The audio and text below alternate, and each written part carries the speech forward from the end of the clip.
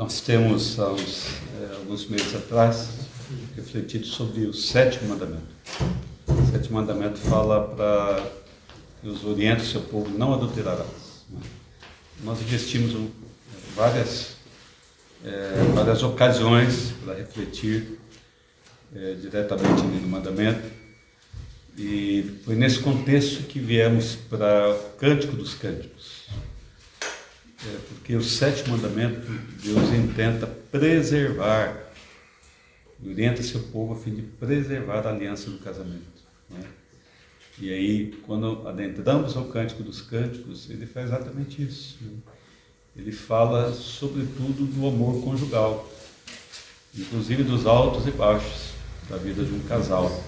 É a palavra do Senhor da nossa edificação. Abrimos ela, meus irmãos. Cântico dos Cânticos, capítulo de número 6, o verso 4. Eu vou ler do verso 4, mas eu peço que mantenhas aberta a escritura, a nossa reflexão. É um grande poema que nós vamos ver juntos. Cântico dos Cânticos, ou Cantares de Salomão, depende da versão que você tem. E a Escritura nos diz assim: Formosa és, querida minha, como Tirsa, aprazível como Jerusalém, formidável como um exército com bandeiras. Vamos orar, meus irmãos. Pai bendito, nós aqui estamos reunidos em torno da Tua palavra. E o Senhor mesmo nos ensina que nem somente de pão viverá o homem, mas de toda a palavra que procede dos Teus lábios. E nós vivemos tempos, de fato, Senhor, difíceis do ponto de vista de que a Tua palavra não é atendida, não de modo mais amplo, inclusive pela Tua própria, por parte da Tua igreja, Senhor. Quando a sociedade despreza esta aliança que o Senhor mesmo criou, que é a aliança do casamento. Te bendizemos, todavia, ó Deus, porque a Tua palavra não nos deixa sem orientação, pelo contrário. Tua palavra é lâmpada para os nossos pés e luz para o nosso caminho. Então nós temos nela tudo quanto nos é necessário para a vida que agora é, e também nos orienta para a vida que há de ser. Aceita a nossa gratidão por isso, Deus, e ensina a nossa mente, o nosso coração, quebranta-nos, faze-nos, ó Deus, refletir e considerar as coisas mais altas que o Senhor tem preparado para a Tua igreja e deseja o Teu povo. No nome do nosso Redentor Jesus, nós oramos agradecidos, Pai. Meus irmãos, há uma realidade que, quando olhamos no primeiro momento, parece ser contraditória. Existem casais que raramente enfrentam grandes conflitos na vida, e ainda assim permanecem sem uma boa comunhão. Marido e esposa habituados a ser um ao outro, cumpre as suas responsabilidades, mas a beleza do casamento pode ter desaparecido e foi substituída aí pela rotina, né, pelo dia a dia. Do outro lado, a gente conhece casamentos que enfrentaram momentos difíceis, amargos, conflitos, crises, marcados aí por desilusões, por lágrimas, e até mesmo casais que se afastaram, pessoas, cônjuges que ficaram afastados. No entanto, meus irmãos, eles, após enfrentarem crises, parece que aprenderam a se amar ainda mais do que antes. Tornaram-se mais pacientes, mais humildes, ficaram mais atentos, mais unidos do que antes. Isso é interessante, chama-nos a atenção. O que é que explica essa distinção? Não é? Será que a crise destrói inevitavelmente o casamento? Ou Deus pode usar e usa a crise para fortalecer ainda mais o amor do casal? É uma pergunta similar a essa que está por detrás desse grande poema, ou melhor, da segunda parte do grande poema. No poema, ou na unidade anterior que nós refletimos, capítulo 5, nós assistimos um momento bastante dramático, doloroso do casal, não é? A esposa havia negligenciado um pedido do marido, e ele acabou por retirar-se, sua abateu, causou grande tristeza, ela corre atrás, atravessa a cidade, mostra ali arrependimento, até que ela percebe que a comunhão foi restaurada. Não é detalhada esse fato, mas ela sabe que onde encontra o seu amado. E a história não terminou ali, mesmo tendo o conflito resolvido. Deus ainda tem mais a ensinar para nós nesse grande poema. Então, vamos abrir essa outra etapa dele, que está aí no capítulo 6. Nós começamos a ler no verso de número 4. Nós não encontramos um marido frio com a sua esposa. A esposa também não está insegura. Nós encontramos aqui, meus irmãos, um amor que, se perceberá, ele cresce no meio da tempestade. Ele se desenvolveu no meio da crise. Você vai perceber, nós perceberemos aqui que o marido volta a contemplar a esposa com admiração. Ela vai responder a ele com segurança, com alegria. E ambos vão redescobrindo aqui o prazer da comunhão no casal, da intimidade do casal. Então, é um poema consolador, muito encorajador, para nos ensinar a crescer na perseverança, né, de um relacionamento saudável.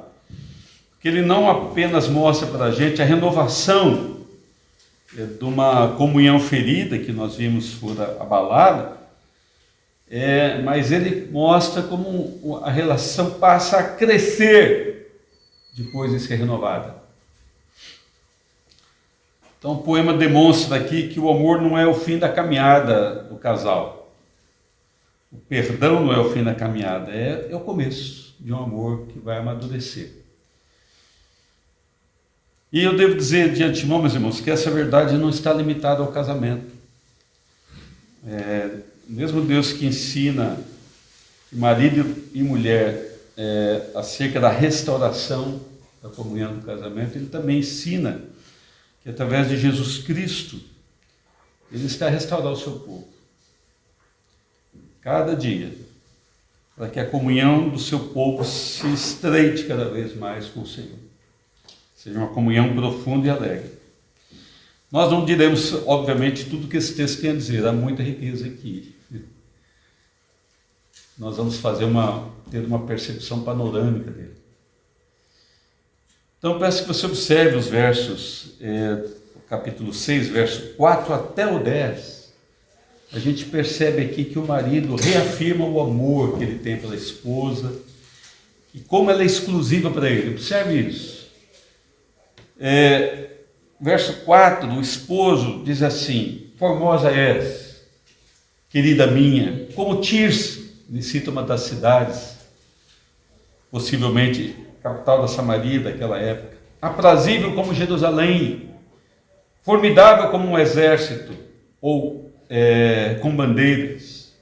Desvia de mim os olhos, porque eles me perturbam, os teus cabelos. Então ele passa a falar aqui, contemplar a esposa e enaltecer a esposa. Os teus cabelos descem ondeantes como um rebanho de cabras de Gileade. São os teus dentes como um rebanho de ovelhas que sobem do lavadouro, e das quais todas produzem gêmeos, e nenhuma delas há sem crias. Ele passa a falar do rosto delas: tuas faces, como romã partida, brilham através do véu. 60 são as rainhas, 80 as concubinas, e as virgens sem número. mas só uma, mas uma só é a minha pomba, a minha imaculada, de sua mãe, a única, a predileta daquela que a deu à luz. Viram nas donzelas e lhe chamaram de tosa. Viram nas rainhas e as concubinas e a louvaram. Aí o coro, no poema, enfatiza em poucas palavras esse enaltecimento que o marido distinguiu para a esposa, dizendo assim: quem é esta que aparece como a alva do dia, formosa como a lua, pura como o sol, formidável como um exército de bandeiras? Então, esse poema a gente vê, meus irmãos, essa forma, esse modo poético do marido a reafirmar o amor que ele tem pela sua esposa e distinguindo que ela é exclusiva. Então, no final do poema anterior, é importante lembrarmos disso, nós percebemos que a mulher e o marido, eles reconciliaram-se. Ela encontrou o perdido no jardim dele e mais uma vez ela disse, está no capítulo 6, verso 13, eu sou do meu amado e o meu amado é meu. No entanto, até agora estas foram as palavras dela. No decorrer do texto, agora é que ele vai se apresentar e vai responder diante da situação, diante da crise que foi vivenciada por eles. Agora o homem volta ao palco, no cenário aqui, para confirmar. O que ele faz? Ele confirma a reconciliação deles como algo real. E o que ele faz? Ele repete poeticamente, faz descrições da beleza da sua esposa. Foi o que nós lemos. É um começo das descrições da beleza da sua esposa. Depois da crise, que foi a marca do poema anterior, do capítulo 5.2 até o 6.3, observe que quando o marido fala, ele não reabre a ferida, ele não censura a esposa. Pelo contrário, quando é a vez de ele falar, ele reafirma a beleza dela, conforme ela é bela aos seus olhos.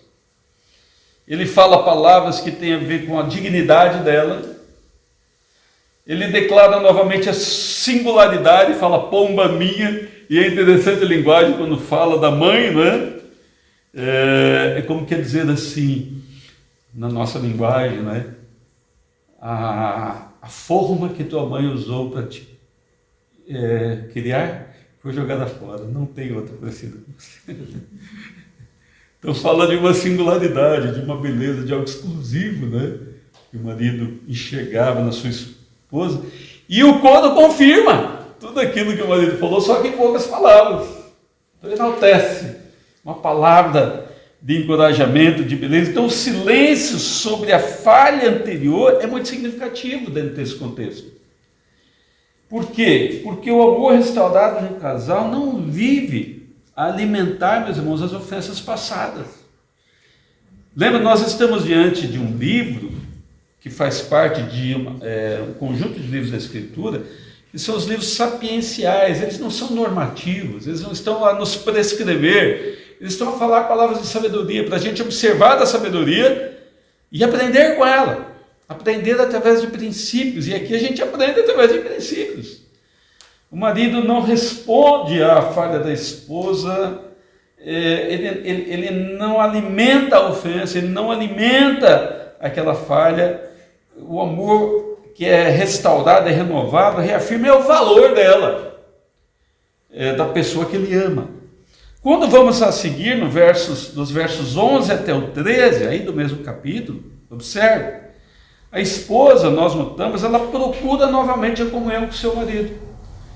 Agora, devo dizer que ela fala isso de uma forma muito enigmática, né? Há partes do poema que são enigmáticos, ou seja, difíceis de ser compreendidos, né?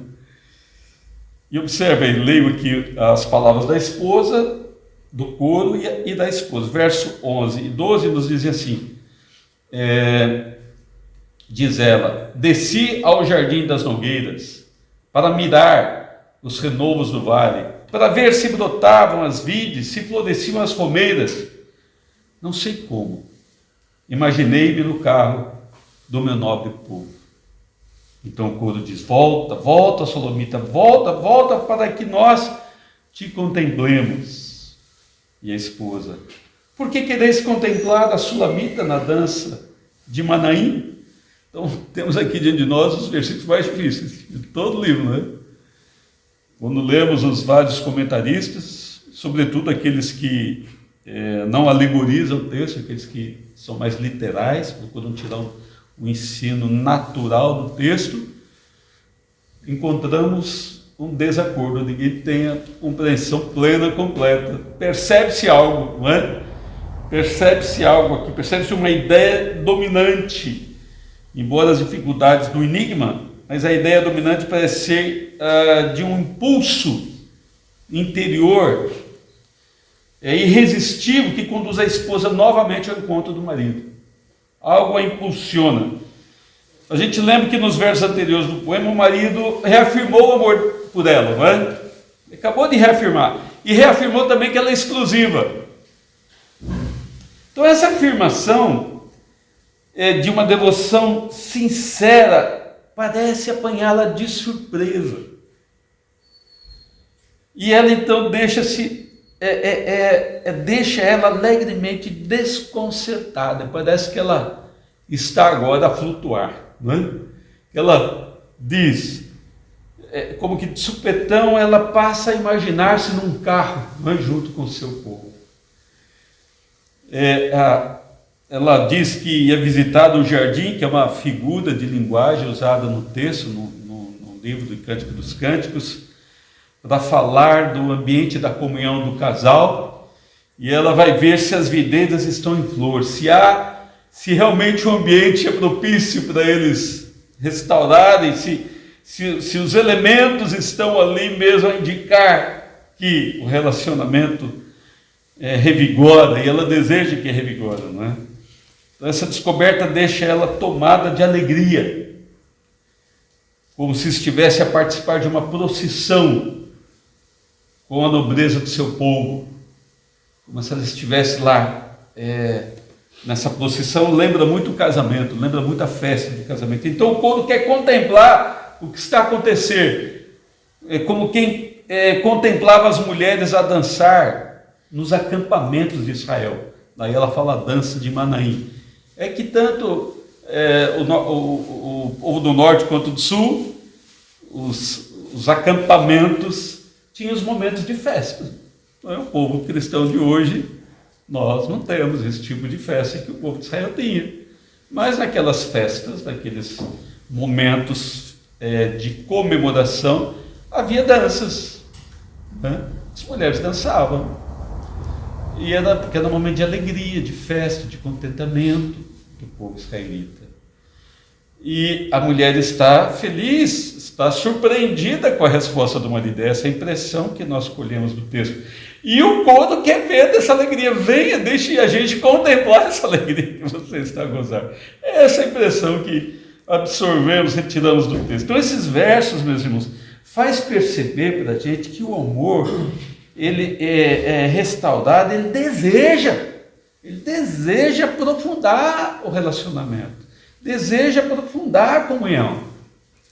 Quando chega nos versos seguintes, aí já no capítulo 7, mas sobretudo do verso 1 até o 9, mas não todo o 9, até a metade do verso 9, isso é importante. Até a metade do verso 9, a gente ouve o marido. O marido volta a falar do seu desejo pela esposa. Ele enaltece a esposa e fala que a deseja. Fala que a deseja. A gente lê aqui que o marido, como um todo, ele louva a aparência da esposa. A gente vai ler os textos, os versos. Ele louva a aparência. Mas a figura da linguagem fala também da dignidade dela. Então ele não louva somente a aparência física, que aos seus olhos, como ele já havia dito, era formosa, mas as figuras usadas falam da dignidade dela, fala do encanto dela, fala da feminilidade dela. E ele vai terminar falando do desejo que ele tem por ela, por intimidade com ela. Então observe, capítulo 7, do verso 1 até a metade do verso número 9, que diz assim, o esposo: que formosos são os teus passos dados de sandália. Então ele começa a olhar diferentemente das outras vezes. Ele olhava de cima para baixo, ele passa a olhar de baixo para cima, né? Ele passa a olhar para toda a esposa e vai descrevendo como ele a contemplava, como ele, nessas palavras, a elogiara, não é? Que formosos são os teus passos dados de sandália, ó filha de príncipe. Olha como ela é, como uma princesa.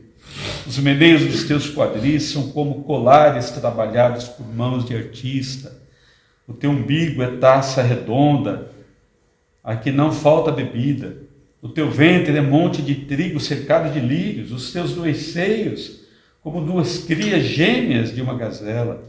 O teu pescoço, como torre de marfim. Os teus olhos são as piscinas de Esbom, junto à porta de Bet-Rabim. Teu nariz, como a torre do Líbano, que olha para Damasco. A tua cabeça é como o Monte Carmelo, a tua cabeleira como a púrpura. Um rei está nas suas tranças. Sério, meus irmãos, a linguagem, ele a ver como uma princesa, agora como uma rainha.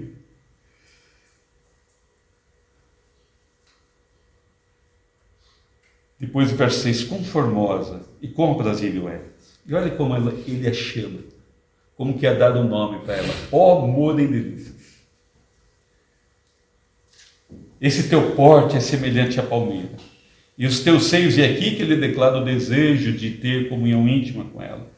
Esse teu porte é semelhante à palmeira, e os teus seios a seus cachos. Dizia eu, subirei a palmeira, pegarei em seus ramos.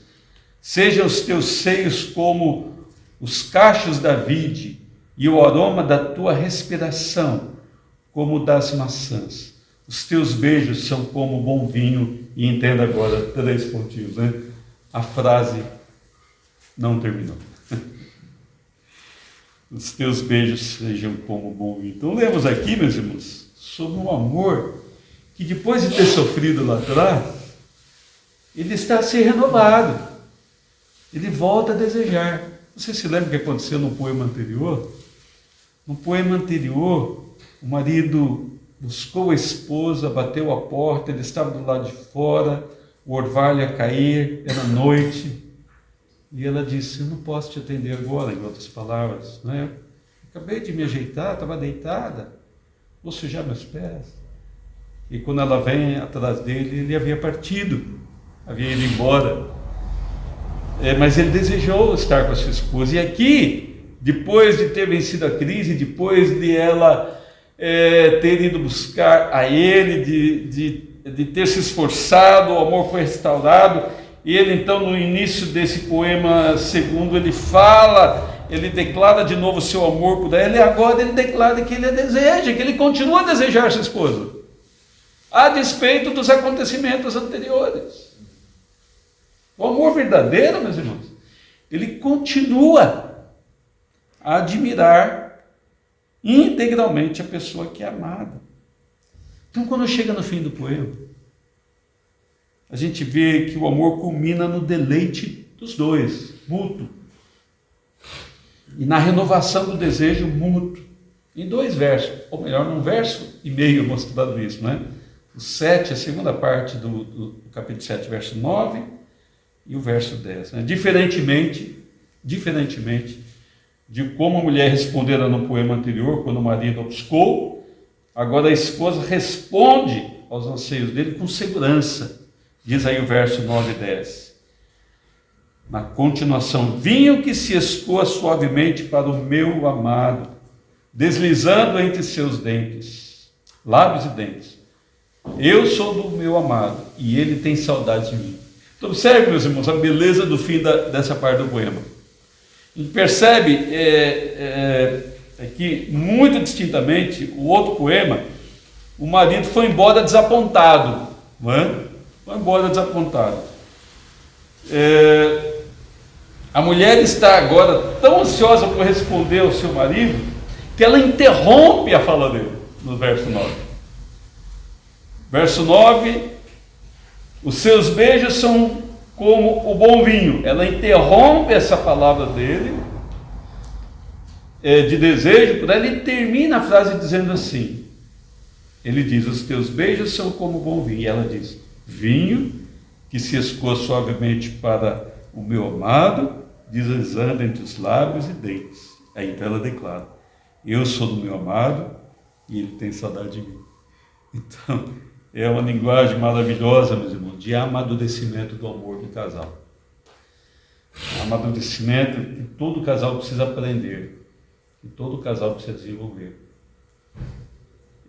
O amor, meus irmãos, de acordo com aquilo que a gente vai aprendendo nesse texto, que é segundo Deus, ele continua a admirar, ele continua a desejar, ele continua a ter deleite no outro, mesmo depois da crise, mesmo depois das falhas cometidas por uma parte ou pela outra. Então o que aprende do poema, meus irmãos? O que aprende desse grande poema? Se a gente falar em poucas palavras, depois a gente aumenta um pouquinho, para a gente ver como é que se aplica na nossa vida, não é? A gente aprende, meus irmãos, que o amor que se renova, ele precisa continuar a florescer. Ele não só se renova. Eles não só se encontram, o casal que teve uma crise, não só diz está tudo bem, mas ele continua a florescer. É diferente. Não só foi uma crise ali conversada e sanada. O relacionamento continua a florescer, continua a crescer. Ele não estagna, ele não fica parado, ele amadurece. O amor da aliança por quê? Porque o casamento diante de Deus é uma aliança, não é isso? Malaquias diz ao seu povo, não é, que Deus foi testemunha da aliança do seu casamento. Não é? Quem fez o primeiro casamento? Foi Deus. Gênesis. Deus estabeleceu o casamento como um pai, como uma aliança. Então o amor da aliança, ele é fortalecido, meus irmãos, quando a comunhão do casal é renovada, vai levar também à renovação da admiração pelo outro. Vai levar também à reafirmação da exclusividade que um tem pelo outro e do deleite que um tem no outro. Ou seja, o amor deve continuar depois da crise, deve avançar, deve amadurecer. Acho que a palavra-chave aqui tem a ver com amadurecimento. Não importa a nossa idade, não é? Estamos a desenvolver a nossa salvação. O Senhor nos ensina, meus irmãos, que o amor conjugal não deve limitar-se à renovação da comunhão depois da crise. Deve continuar a desenvolver-se através dessa admiração, da valorização, do cultivo da comunhão. Há várias ideias principais desse texto. Várias ideias.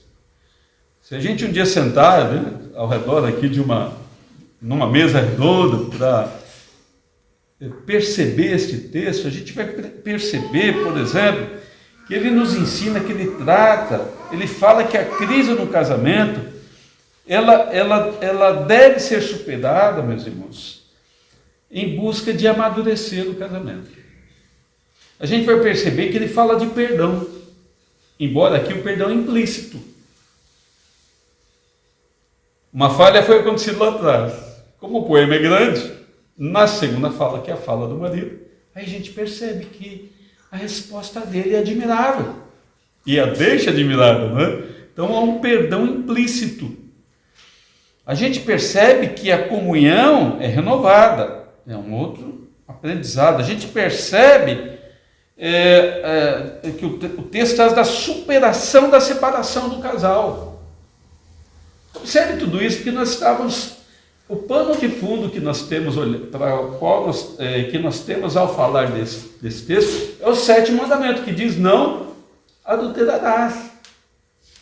Então, esse texto fala de superação de crises que se dão no casamento. Ele nos ensina, meus irmãos, acerca de um amor que não conserva, não fica a trabalhar com o registro das ofensas, que é tão comum em nós. Não é assim? É tão comum quando há crise nos casamentos nós ficarmos a lembrar das ofensas passadas, do que o outro fez no passado. Então o texto nos ensina que o amor, ele não conserva, ele não trabalha, ele não segue, ele não vai crescer fazendo lembranças contínuas da ofensa passada. Ele reafirma a dignidade do outro. Quão importante esse texto, meus irmãos? Há mais aqui. Tão importante porque o mundo do qual nós estamos a viver desvaloriza o casamento. O mundo no qual nós estamos a viver, ele trabalha para destruir essa instituição criada por Deus. Enquanto o texto nos ensina sobre exclusividade, não é?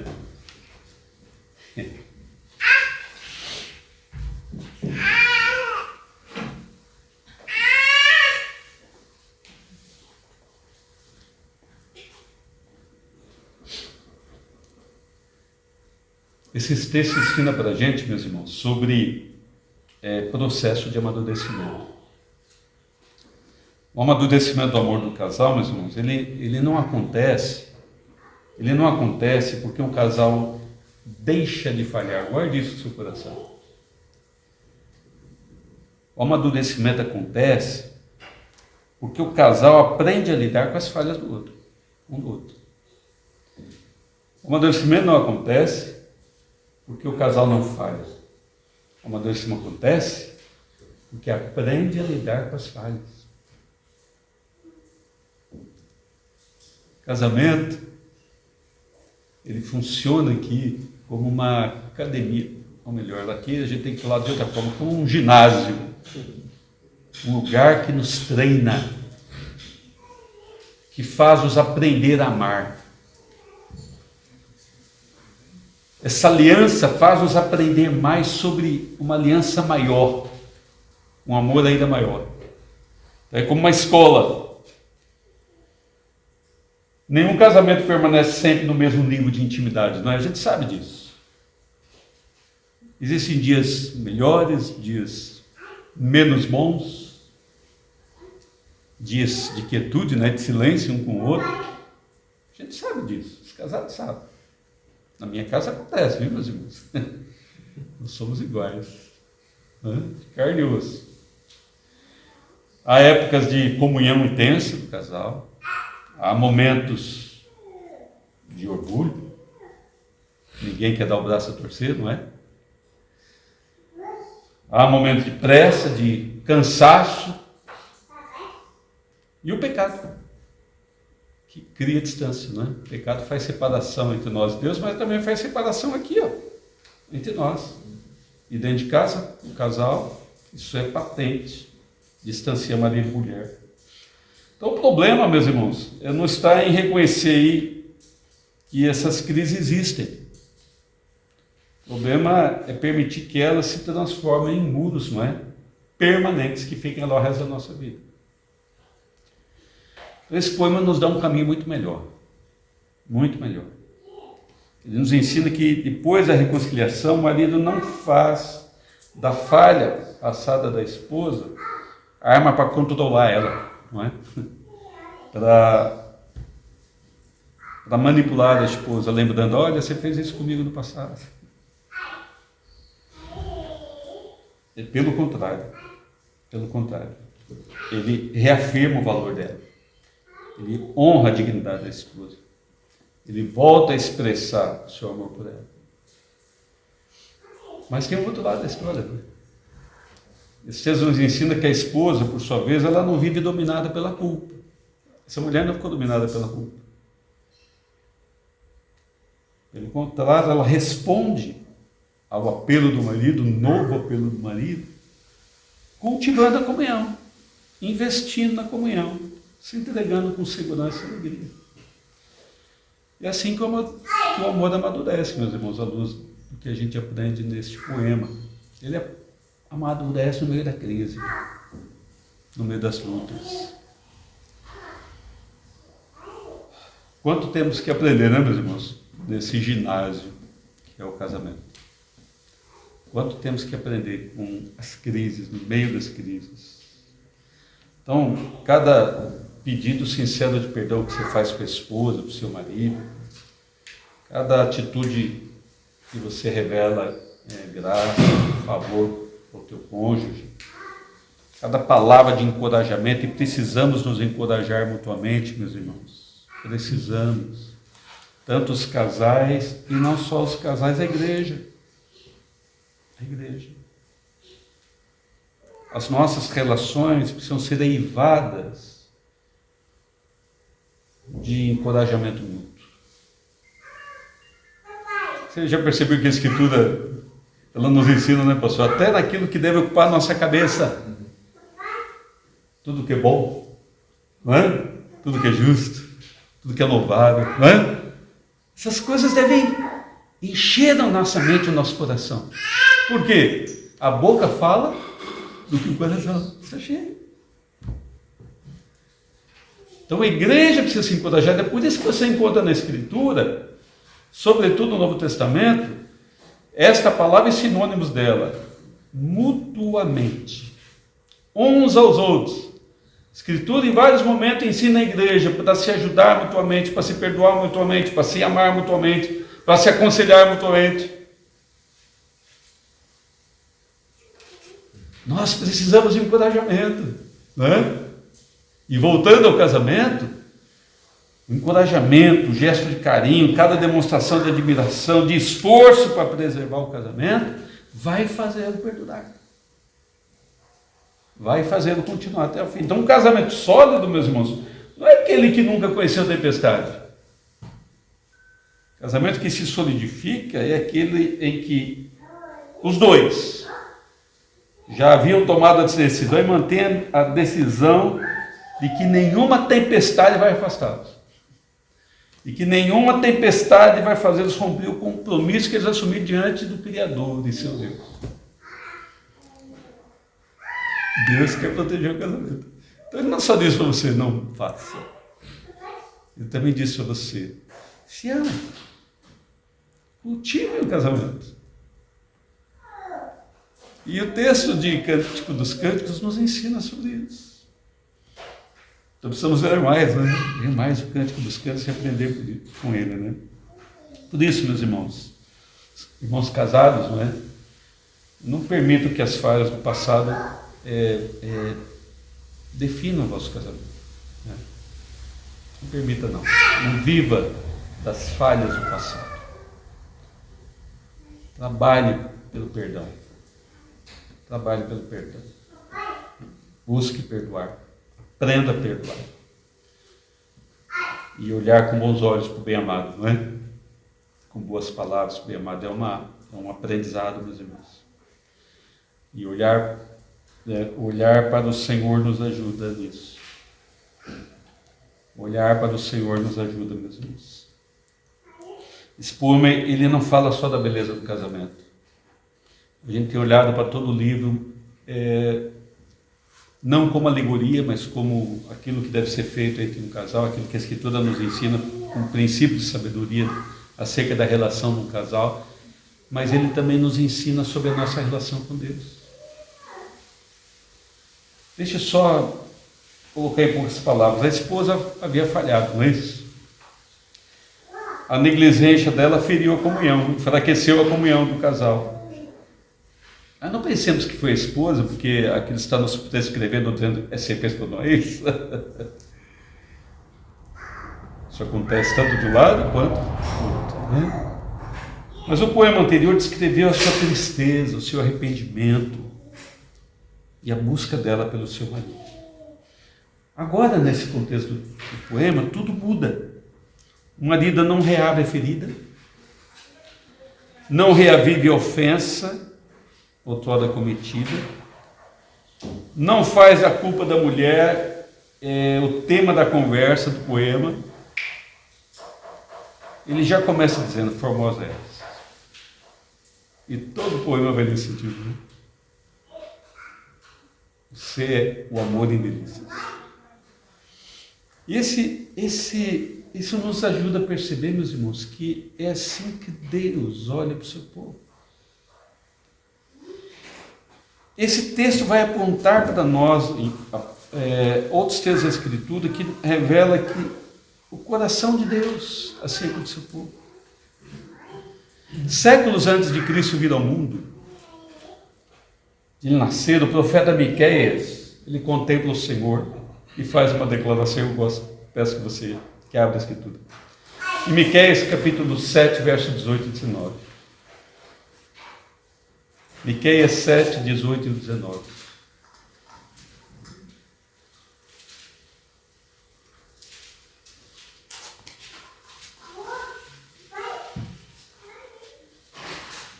Observe que o poeta, ele fala, ele dirige isso a Deus, e isso nos convida a fazer o mesmo. Olhe para Deus e fale isso ao Senhor. Fale isso ao Senhor. Quem, ó Deus, é semelhante a ti, que perdoas a iniquidade e te esqueces da transgressão do restante da tua herança? Quem é como Deus, meus irmãos? Quem é como Deus? Quem é semelhante a Ele, que perdoa e, de fato, esquece? O Senhor não retém a sua ira para sempre, porque tem prazer no quê? Na misericórdia. Ele é um Deus misericordioso e se deleita na misericórdia.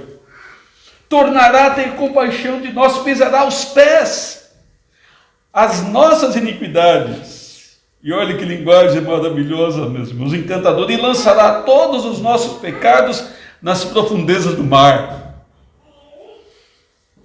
Aí o poeta não saco dirá ainda, e tem uma placa lá, proibido pescar. Deus não vai lembrar mais disso. Esse é o coração do nosso Deus, meus irmãos. Fala do coração do nosso Deus. Nosso Deus tem prazer, deleita-se Ele na misericórdia. Então depois, mais adiante, por intermédio de Isaías, o próprio Deus declara, não foi o profeta, mas agora é o próprio Deus. Anteriormente, o profeta fala acerca de Deus, agora o próprio Deus diz. Abra lá Isaías 43, verso 25. Isaías 43, 25.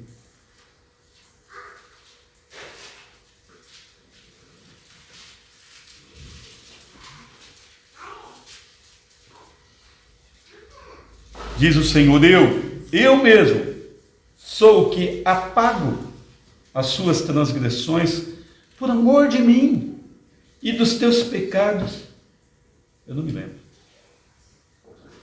A razão do perdão, a gente vê, não está na dignidade do pecador, porque esse não tem, não é? Não tem. É por amor de mim, diz o Senhor. Por amor dele mesmo. Por causa da graça e do ser de Deus. Por causa daquilo que ele é. Daquilo que ele prometeu fazer. Mais tarde, Jeremias anuncia, meus irmãos, que haveria de chegar o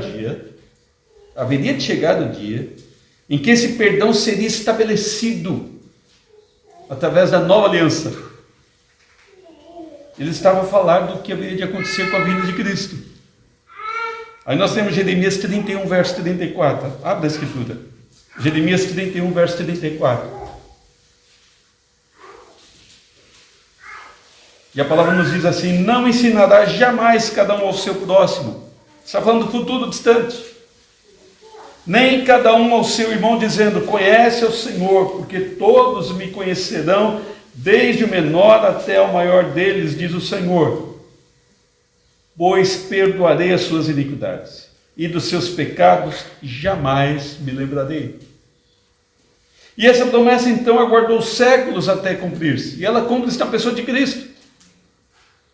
Cristo veio a este mundo. E na cruz, nós sabemos, ele satisfez plenamente a justiça de Deus. Nós aprendemos isso. Nas palavras do apóstolo Paulo. Justificados, pois, pela fé, temos paz com Deus. Não há separação, não há parede de inimizade entre nós e o nosso Deus. A justiça foi plenamente, cabalmente estabelecida. Quando Cristo morre naquela cruz, Ele faz uma declaração entre as várias que ele fez. Ele diz: está consumado, que significa está pago. O preço da dívida que pesava contra o povo de Deus, para com Deus, foi paga ali, naquela cruz, com a sua morte. Não há mais separação. Não há mais separação entre Deus e o seu povo. Mas aí, posteriormente, o escritor de Hebreus declara que a promessa lá de Jeremias, do profeta, tornou-se realidade, que pertence àqueles que pertencem à nova aliança. Abra lá Hebreus 8:12. Hebreus vem lembrando a superioridade de Jesus Cristo. Ele olha para o passado, olha para Levítico, ele está ensinando sobretudo a crentes judeus que queriam se afastar de Cristo, do evangelho da igreja. Então ele vai orientar estes irmãos, lembrando da superioridade de Cristo a todos aqueles ritos, ao sumo sacerdote, a antiga aliança, e vai falar que Cristo é superior a tudo. Então no 8:12 diz assim: pois com as suas iniquidades usarei de misericórdia, dos seus pecados jamais me livrarei. Ou seja, Cristo estava a cumprir aquilo que o profeta Jeremias havia dito. E mais adiante, capítulo 10, verso 17. Capítulo 10, verso 17, é o último texto que eu vou ler aqui. Ele acrescenta assim, verso 17 acrescenta: também de nenhum modo me lembrarei dos seus pecados e das suas iniquidades para sempre. Veja, meus irmãos, essas palavras não significam que Deus deixa de conhecer os nossos pecados. Deus, na sua onisciência, Ele nunca perde a memória, não é? Deus conhece a nossa vida, Ele sonda o nosso coração, Ele sabe o que nós fazemos e o que fizemos. Mas essas palavras significam que, por causa do sacrifício de Cristo, por causa daquilo que Cristo fez na cruz por nós, sacrifício perfeito, Ele já não trata a gente conforme a lei. Ele já não trata os seus filhos segundo os pecados, porque esses aqui já lhe foram perdoados. A culpa foi removida. A condenação que pesava sobre nós foi satisfeita. Tudo foi encerrado ali na cruz. Então isso é uma ilustração do poema. Isso é uma ilustração do poema. O marido não ignora a esposa, as falhas da esposa, mas uma vez renovada a comunhão, ele já não trata ela de acordo com as falhas. Ele enaltece, ele ama. Ele ama. Dessa forma, meus irmãos, Cristo, ele não minimiza o nosso pecado. Ele pagou naquela cruz. Ele pagou o preço infinitamente elevado. Mas feita a expiação pelo pecado, meus irmãos, já não somos tratados como réus, já não pesa sobre nós culpa alguma. Então a linguagem que a Escritura usa para a igreja é de um povo glorioso, é de um povo amado. Tantas vezes nós encontramos o apóstolo Paulo iniciando as cartas dizendo assim, ele fala: irmãos amados, amados em Cristo. Ele chama a igreja de um povo amado. Abrimos o texto, o último livro da Escritura, Apocalipse de João. Quem deu aquela palavra, João? O noivo, Jesus. Você sabe disso no início do livro. Jesus fala, João. E João registra aquilo que Jesus ensinou. Então Jesus fala da igreja, ele enaltece como sua noiva. Em vários momentos, texto, sobretudo lá para o final do texto de Apocalipse, ele vai compará-la à nova Jerusalém. A noiva brilhante como cristal. Ele vai falar dela com beleza. O Senhor não nos trata segundo as nossas falhas, meus irmãos, segundo as nossas iniquidades. Graças a Ele. Como Deus é bom, meus irmãos, como Deus é misericordioso. E talvez você, talvez algum de nós, meus irmãos, esteja a viver esmagado pela memória do pecado, o que eu fiz no passado. Talvez Satanás lhe diga constantemente que Deus nunca mais vai receber você por causa daquilo que você fez.